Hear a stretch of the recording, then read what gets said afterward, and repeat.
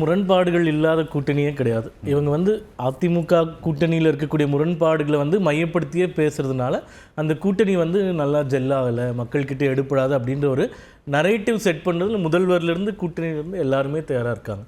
இப்போ கூட்டணியில் இருக்கும்போதே பேசிய கருத்துக்கள்னு நிறைய சொல்லலாம். உதாரணமாக KN நேரு அவர்கள் ஒரு கூட்டத்திலே சொன்னார், காங்கிரஸ் தேவையில்லாத சுமை, அதை நாங்கள் ஏன் சுமக்கணும்னு சொன்னாங்க. இந்த மாதிரி கூட்டணியில் இருக்கும்போது பல கருத்துக்கள் சொல்கிறது. இப்போ கூட ஆளுநர் ஷானவாசன் அவர்களுடைய கட்சி வன்னியரசு அவர்கள் சொல்கிறார், நாங்கள் 50 இடங்கள் கூட போட்டி போடுறதுக்கு தகுதியானது. எல்லாம் சமீட்சைகள் மெசேஜ் 234க்குமே சொன்னார், 234 போடலாம், 50 இடங்கள் கேட்குறோன்னு சொன்னாங்க. உடனே அது 50 இடங்கள் அதிகாரப்பூர்வமாக கேட்டதாக கணக்கில் அந்த மாதிரி அங்கொன்றும் இங்கொன்றும் சொன்ன கருத்துக்களை மீண்டும் மீண்டும் சொல்லி இந்த கூட்டணியில் பிரச்சனை இருக்குன்னு சொல்கிறதுனா எல்லா கூட்டணிக்கும் சொல்லிக்கிட்டே இருக்கலாம். எங்களை பொறுத்த வரைக்கும் அமித்ஷா அவர்கள் இறுதியாக அறிவித்து விட்டார்.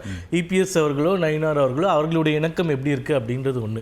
இரண்டாவது, இவங்க சொல்கிறாங்க இல்லையா, கூட்டணியில் இணக்கம் இல்லை, ஒற்றுமை. இப்போ ஓரணியில் தமிழ்நாடு அப்படின்ற ஒரு முயற்சியை அவங்க எடுக்கிறாங்க. அது அவங்க கூட்டணியாக எடுக்கிறாங்களா? கிடையாது.